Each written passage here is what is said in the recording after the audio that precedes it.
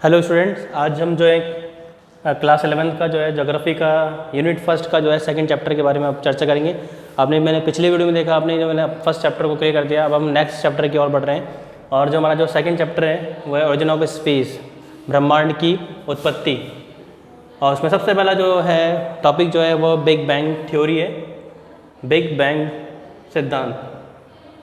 तो अब हम इसके बारे में हम डिस्कस करते हैं कि ये बिग बैंग थ्योरी क्या चीज़ है, इसके बारे में डिस्कस करेंगे आज डिटेल में थोड़ा सा हम। तो अगर हम देखें हम डिटेल के अंदर, तो बिग बैंग थ्योरी के अंदर जो है जॉर्ज लेमेत्रे, यदि हम देखें जॉर्ज लेमेत्रे, इन्होंने जो है बिग बैंग थ्योरी का सिद्धांत जो है दुनिया के सामने रखा और इन्होंने बताया किस तरह से हाउ टू ओरिजिन ऑफ इस यूनिवर्स, ब्रह्मांड का किस तरह जो है विकास हुआ, उत्पत्ति हुई। उसके बाद अगर हम इन थ्योरी को हम पढ़ते हैं, बिग बैंग थ्योरी को हम आगे चलते हैं, तो फर्स्ट पे आप देखें आप जॉर्ज लेमेत्रे के अनुसार जो है universe, the formation of universe, ब्रह्मांड की उत्पत्ति। इन्होंने कहा कि पहले ब्रह्मांड के अंदर एक प्रिमिवल एटॉम यानी एकाकी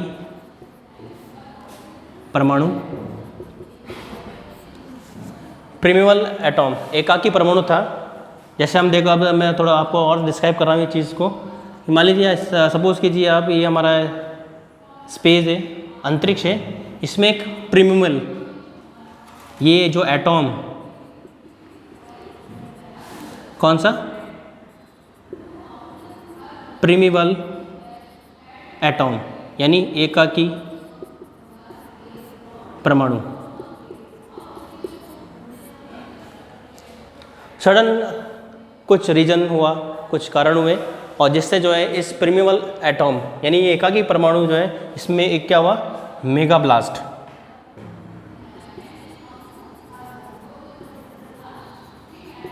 यानी महाविस्फोट हुआ, मेगा ब्लास्ट, महाविस्फोट हुआ। और इस एटॉम के जो है, इस परमाणु के जो है अगर हम देखें तो बहुत सारे जो है पार्टिकल जो वह द एक्सपेंडिंग ऑफ यूनिवर्सल बिखरने लगे इन स्पेस, ब्रह्मांड के अंतरिक्ष के अंदर। और फिर क्या हुआ, इस प्रोसेस से जो है एक और एटॉम क्रिएट हुआ, हर जगह एटॉम क्रिएट हुए, फिर में भी जो है मेगा ब्लास्ट हुआ और जैसे द एक्सपेंडिंग ऑफ यूनिवर्सल। फिर क्या हुआ, इससे भी जो है अलग अलग जो है गैलेक्सी, आकाश गंगाएं या न्यूबुलर हाइपोथेसिस जिसे हम कहते हैं, इसका जो है फॉर्मेशन हुआ यानी उसका निर्माण हुआ। तो इस तरह से हम देखें तो इस प्रिमिवल एटॉम के अंदर जो है मेगा ब्लास्ट हुआ, महाविस्फोट हुआ और इससे फिर जो है ये एटॉम जो है पूरे स्पेस के अंदर, द एक्सपेंडिंग ऑफ यूनिवर्स, पूरे ब्रह्मांड के अंदर फैल गया।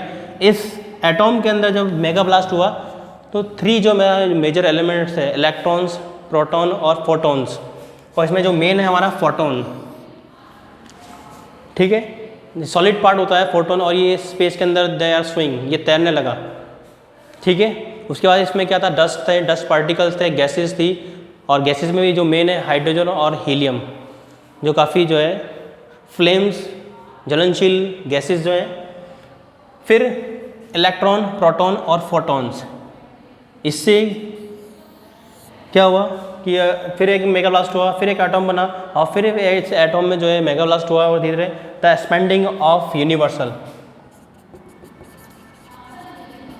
Expanding of universal,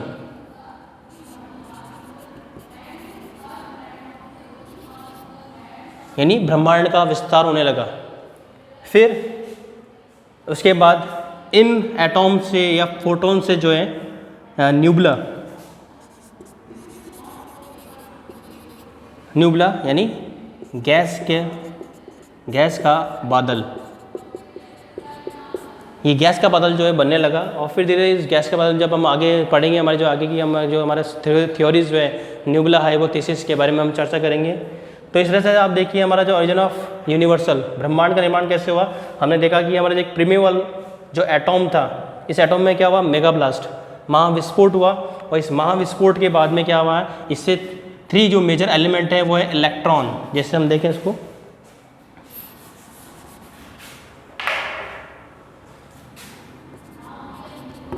electron, proton और फोटोन, ये 3 मेजर एलिमेंट जो है ये निकले और इससे फिर धीरे धीरे फिर वापस से एक एटॉम बना, फिर इस एटॉम में फिर मेगा ब्लास्ट हुआ, धीरे धीरे एक्सपेंडिंग ऑफ यूनिवर्सल, ब्रह्मांड का विस्तार होने लगा। ये था हमारा बिग बैंग थ्योरी, जिससे द फॉर्मेशन ऑफ यूनिवर्सल, इससे ब्रह्मांड का निर्माण हुआ by George Lemaître. George Lemaître ने जो है इस सिद्धांत को, इस हाइपोथेसिस को जो है क्रिएट करा और दुनिया के सामने बताया कि how to formation of universal, यानी ब्रह्मांड का निर्माण कैसे हुआ। अब हम थोड़ा और आगे चलते हैं इसके अंदर। तो आपने देखा, आपने जाना कि किस तरह से जो इस प्रिमल एटॉम के अंदर मेगा ब्लास्ट हुआ और फिर धीरे धीरे जो है ये गैलेक्सी जो है दे आर एक्सपेंडिंग, फैलने लगा इन स्पेस। फिर इसमें इल्यूशन हुआ, मेगा ब्लास्ट हुआ इनमें भी, धीरे धीरे से जो है the create of new Galaxy, जिसे हम आकाशगंगा भी कह सकते हैं, the create of new Galaxy. हम अब थोड़ा आगे चलते हैं। तो ये था हमारा जो बिग बैंग थ्योरी था। अब इसी बिग बैंग थ्योरी को जो है अगर हम देखें जाएँ तो बिग बैंग थ्योरी के आधार पर यदि हम बात करें तो एक व्यक्ति है एडविन हब्बल।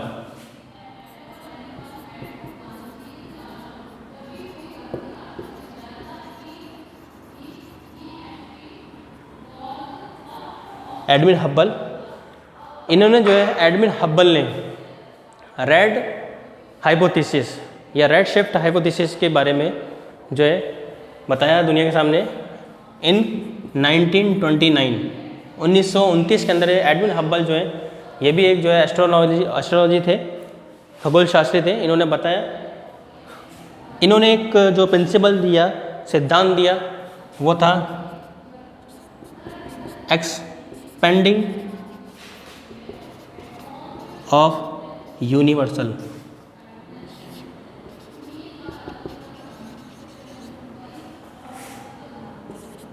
ब्रह्मांड का विस्तार।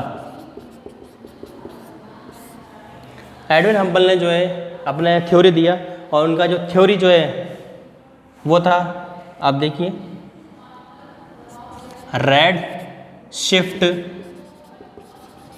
थ्योरी, यानी इन्होंने ये जो है एडविन हब्बल ने रेड शिफ्ट थ्योरी दी, सिद्धांत दिया और इन्होंने बताया how to expanding of universal, यानी ब्रह्मांड का विस्तार कैसे हो रहा है। इन्होंने देखा जब आकाशगंगा, जो हमारी जो गैलेक्सी है, उसमें जो रेड शिफ्ट के अनुसार, यानी जो लाल जो प्रकाश है वो धीरे धीरे एक्सपेंडिंग, फैल रहा था गैलेक्सी के अंदर और फिर the formation of new Galaxy और नई नई आकाशगंगाएं बन रही थी। इन्होंने इस एग्जाम्पल को जो है समझाने के लिए एक बलून लिया, एक गुब्बारा लिया, उस बलून के अंदर जो है पहले इन्होंने डॉट लगाए पेन से, उसके बाद जब इस बलून के अंदर जब इन्होंने एयर भरा तो जैसे जैसे एयर भरती जा रही है वैसे ही जो है हमारे जो उस बलून पे जो हमने डॉट लगाए वो डॉट क्या हो रहे हैं, एक्सपेंडिंग, फैल रहे हैं। तो वैसे ही लाइक एडविन हब्बल ने भी ये कहा इस एग्जांपल के तौर पर कि जिस तरह हम बलून में जब हम एयर भरते हैं और जब हमने पहले जो हमने डॉट लगाए थे वो डॉट धीरे धीरे जो है बढ़ते जा रहे हैं लगातार। तो वैसे ही इन्होंने कहा कि रेड शिफ्ट थ्योरी के अनुसार इन्होंने बताया कि हमारा ब्रह्मांड क्या हो रहा है, फैल रहा है, विस्तार हो रहा है, एक्सपेंडिंग ऑफ यूनिवर्स, यानी ब्रह्मांड का विस्तार हो रहा है। अब उसके बाद अगर हम देखें तो मैं शॉर्ट में वापस बता रहा हूँ आपको, जॉर्ज लेमेत्रे ने जो है 1927 यानी 1927 के अंदर जो है ये बिग बैंग थ्योरी को जो है दुनिया के सामने रखा। उसके बाद उन्होंने बताया जो हमारा प्रिमल जो एटॉम यानी एकाकी जो परमाणु है उसमें मेगा ब्लास्ट हुआ। इस मेगा ब्लास्ट से फिर जो 3 जो है मुख्य हमारे मेन एलिमेंट्स जो है इलेक्ट्रॉन, प्रोटॉन एंड फोटोन, ये फिर इसका इल्यूजन हुआ, एग्जिट हुए, बाहर निकले और फिर इनसे फिर वापस से जो है ये एक चेन सर्कल हुआ, इससे फिर न्यू एटम क्रिएट हुआ, फिर इसमें मेगा ब्लास्ट हुआ, फिर न्यू एटम क्रिएट हुआ। इससे क्या हुआ, द एक्सपेंडिंग ऑफ यूनिवर्सल। और फिर एक्सपेंडिंग ऑफ यूनिवर्सल के सिद्धांत को जो है यानी जो है इस सिद्धांत ब्रह्मांड के विस्तार के सिद्धांत को एडविन हब्बल ने जो है 1929 के अंदर यानी ठीक 2 साल बाद 1927 से 1929 2 साल के बाद में जो है एडविन हब्बल ने ये जो बातें बताई, इनके ही जो है इस बिग बैंग थ्योरी को इन्होंने आगे बढ़ाया कि हमारा ब्रह्मांड फैल रहा है, यानी the formation of new Galaxy, नई नई जो है आकाशगंगाएं बनती जा रही है, लगातार बनती जा रही है। तो ये था हमारा बिग बैंग थ्योरी। अब उसके बाद हम आगे चलते हैं थोड़ा और, तो देखिए अब हम चलते हैं इमैनुअल कांट। इन्होंने बताया कि किस तरह से how to formation of galaxy यानी आकाशगंगा का निर्माण कैसे हुआ। इसको मैं थोड़ा अब रफ कर देता हूँ थोड़ी देर के लिए। देखिए आगे इमैनुअल कांट ने बताया कि हमारे को किस तरह से जो है हमारा गैलेक्सी का फॉर्मेशन हुआ। उसके बाद देखिए यहाँ पर भी हमारे जो है लाप्लेस, ये भी एक गणितज्ञ, एक मैथमेटिकल पर्सन है। इन्होंने बताया 1796 के अंदर इन्होंने लाप्लेस में कुछ संशोधन किया, कुछ करेक्शन किए एमएल वैकार्ड की थ्योरी को, और फिर लाप्लेस ने बताया कि किस तरह से जो है how to formation of galaxy कैसे हुआ। इसमें भी तो अगर देखिए आप चैम्बरलेन एंड मोल्टन, इन दोनों ने जो है यहाँ से लाप्लेस, इन्होंने न्यूबुलर हाइपोथेसिस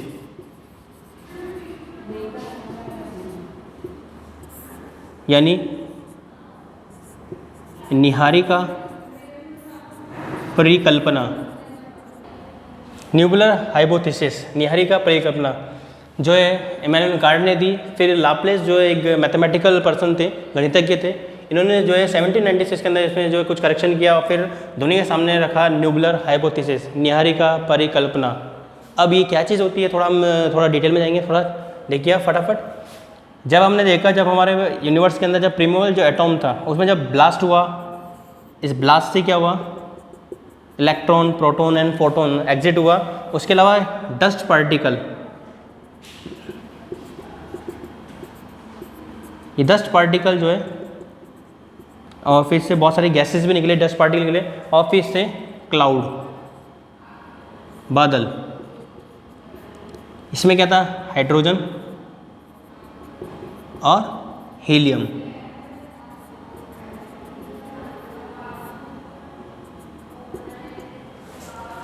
इस गैस के बदल में जो हाइड्रोजन और हीलियम जो गैस थी ये निकली, और फिर इसमें भी क्या हुआ, डस्ट पार्टिकल, प्लांटिमेसिस, ग्रहणु, इस क्लाउड, इस गैस के बादल में धीरे धीरे क्या हुआ, ग्रेविटी पैदा हुई और गुरुत्वाकर्षण बल पैदा हुआ। धीरे धीरे ये रोटेट करने लगा क्लाउड, गैस का जो क्लाउड है, और इस क्लाउड के अंदर जो है बहुत सारी गैसेस थी, जिसमें मेन आपको देखो हाइड्रोजन और हीलियम था, डस्ट पार्टिकल था, और फिर मेटेरॉइड्स, उल्काएँ भी थी, और बहुत सारे प्लांटिमीटर्स मतलब ग्रहणु भी थे जो इसका रोटेशन करने लगे और उसकी ग्रेविटी अट्रैक्शन होकर ये इसकी और अट्रैक्ट होने लगे।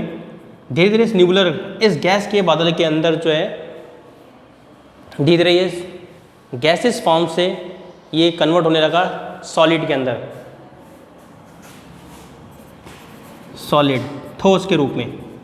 और फिर इसमें भी फिर इस न्यूबुलर हाइपोथेसिस के अंदर, इस गैस के बादल के अंदर भी क्या था, यदि हम देखें हो थोड़ा डिटेल में, इस गैस के बादल में अलग अलग स्मॉल न्यूबुला यानी अलग अलग जो है गैस के बादल बनने लगे, और फिर इनके अंदर क्या हुआ, जो मेटेरॉइड्स जो हैं, उल्काएँ जो हैं, दे आर अट्रैक्ट, ये इसकी और आकर्षित होने लगे, और फिर धीरे धीरे ये गैस फॉर्म से किस में हुआ, लिक्विड फॉर्म के अंदर चेंज होने लगा। और फिर इस न्यूबुला के अंदर जो है फॉर्मेशन हुआ ग्रह का, उसके बाद उपग्रह, ठीक है। अब यह फिर उसके बाद तारे या तारा, स्टार, प्लैनेट, सब प्लैनेट एंड स्टार, इनका फॉर्मेशन हुआ, और धीरे धीरे फिर क्या हुआ, गैलेक्सी, आकाश गंगा का जो है निर्माण होने लगा। अब आप देखिए आगे हम देखते हैं, ये था हमारा न्यूबुलर हाइपोथेसिस, ठीक है, जो कि लाप्लेस ने दिया, दुनिया के सामने रखा कि किस तरह से to how to formation of universal या फिर गैलेक्सी, आकाश गंगा निर्माण हुआ। तो हमने देखा कि न्यूबुलर हाइपोथेसिस के अंदर हमने ये बताया कि आपको किस तरह से जो है ग्रहों का, उपग्रहों का, तारों का जो है फॉर्मेशन यानी निर्माण हुआ। अब उसके बाद हम थोड़ा और चलते हैं इसी टॉपिक के अंदर, इस चैप्टर के अंदर जो हम आगे चलेंगे, तो इसमें जो है Chamberlain and molten. Chamberlain and molten में क्या है, 1900 ईस्वी के अंदर उन्होंने एक सिद्धांत दिया दुनिया के सामने, वो था बाइनरी थ्योरीज। इसको मैं थोड़ा रफ कर देता हूँ थोड़ा सा। बाइनरी थ्योरी, इस बाइनरी थ्योरी को हिंदी में कहते हैं द्वितारक सिद्धांत। द्वितारक सिद्धांत जो कि चैम्बरलेन और मोल्टन ने दिया 1900 ईस्वी के अंदर, और इन्होंने बताया कि जब हमारा जो सन, जो स्टार, जो हमारी गैलेक्सी के अंदर, जो हमारी आकाशगंगा जो सन, सूर्य था, स्टार था, इससे कई गुना बड़ा जो है एक और स्टार इसके नज़दीक से गुजरा, दे पासेस ऑफ सन, सन के पास से गुजरा। और फिर नेचुरल बात है, जो अधिक बड़ा उसकी ग्रेविटी शक्ति अधिक होगी, गुरुत्वाकर्षण बल अधिक होगा, तो सन की जो शेप था वो इस स्टार से काफ़ी छोटा था, और ये स्टार काफ़ी बड़ा था इससे, सन से। तो इसकी ग्रेविटी से अट्रैक्शन होकर जब यहाँ से ये पास हुआ, इसके सूरज सन के पास निकला, तो सन का कुछ पार्ट जो है दे आर सेपरेट, अलग हो गया, अलग हो गया।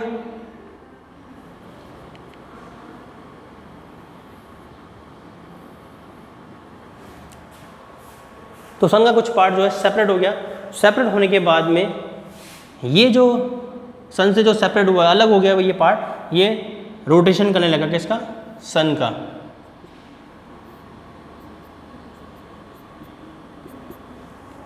आपने देखा किस तरह से ये जो है रोटेशन कर रहा है सन की, यानी इसकी परिक्रमा करने लग गया ये। उसके बाद भी इस पार्टिकल के अंदर यदि हम देखें, ये जो सन से जो सेपरेट हुआ है, ये जो सन का जो एक छोटा टुकड़ा जो टूट के बाहर अलग हुआ स्पेस के अंदर, अंतरिक्ष के अंदर, यही जो टुकड़ा जो है इसमें भी क्या हुआ, धीरे धीरे इसके भी टुकड़े होने लगे, ठीक है। और फिर इसके जब टुकड़े होने लगे तो ये अलग अलग जो है प्लैनेट, सब प्लैनेट एंड स्टार, इनका निर्माण हुआ। और धीरे धीरे जो ये अपने सॉलिड फॉर्म के अंदर आए। और इससे हमारा जो जैसे कहते हैं हम सोलर सिस्टम, सूर्य तंत्र, सोलर सिस्टम, सौर्य तंत्र, ये सौर्य तंत्र जो है ये शुरू हुआ। और फिर ये जितने जो ग्रह हैं, प्लैनेट हैं, सब, मून और जो भी है, ये इसके द रोटेशन ऑफ सन, ये सूर्य के चारों ओर चक्कर काटने लगे। और धीरे धीरे से हमारा जो सौर परिवार, जो सन की जो फैमिली है, जिसे कहते हैं सौर मंडल भी कह सकते हैं इसको, ये जिसका उद्भव हुआ। और धीरे धीरे ये जो कुछ जो ग्रह जो हैं वो रोटेशन करने लगे सन के, इसे कहते हैं द्वैतारक सिद्धांत। यानी इसमें कहते हैं कि जो टू स्टार है, सन भी क्या है, एक स्टार, एक तारा है, इसलिए इसे कहते हैं बाइनरी थ्योरीज, द्वैतारक सिद्धांत भी कहते हैं। कि जब शॉर्ट में वापस बता रहा हूँ आपको, ताकि आपको ये थोड़ा लर्न हो जाए, रिपीट हो जाए, कि जब सन से, सूर्य से काफ़ी बड़ा जो है, बड़े आकार का जो है एक स्टार जब उसके पास से निकला, तो सन का कुछ पार्ट जो है टूटकर अलग हो गया, सेपरेट हो गया, that is separate of a part of sun, ये सन का एक भाग था। और जब ये अलग हुए, फिर इसके भी पार्टीशन हुए, उस पार्टीशन के बाद में ये क्या हुआ, ग्रेविटी के अकॉर्डिंग जो है, गुरुत्वाकर्षण बल के कारण जो है ये घूमने लगे, सूर्य से चक्कर लगाने लगे। और धीरे धीरे इस तरह सौर परिवार का, यानी सौर मंडल का जो है निर्माण होना शुरू हो गया।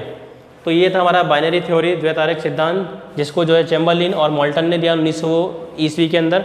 उसके बाद जेम्स जेफरी भी जो है, सर जेम्स हेराल्ड भी है, जिन्होंने जो ये सिद्धांत को जो है समर्थन दिया, द्वैतारक सिद्धांत को। और आज भी जो है ये सिद्धांत जो है काफ़ी प्रचलित है। एक हमारा बिग बैंग थ्योरी है, उसके अलावा जो है बाइनरी थ्योरी जो है ये भी जो है काफ़ी फेमस रहा है। और सबसे पॉपुलर जो है वो है द्वैतारक सिद्धांत, बाइनरी थ्योरीज भी रहा है। अब हम थोड़ा आगे चलेंगे इसके अंदर। और तो आपने इस तरह देखा, मैंने आप जो है हमारे सेकंड चैप्टर का जो है कुछ मैंने आपको मेन जो टॉपिक है बिग बैंग थ्योरी है और बाइनरी थ्योरीज जो है आपको, और न्यूबुलर हाइपोथेसिस जो मैंने आपको बता दिया है।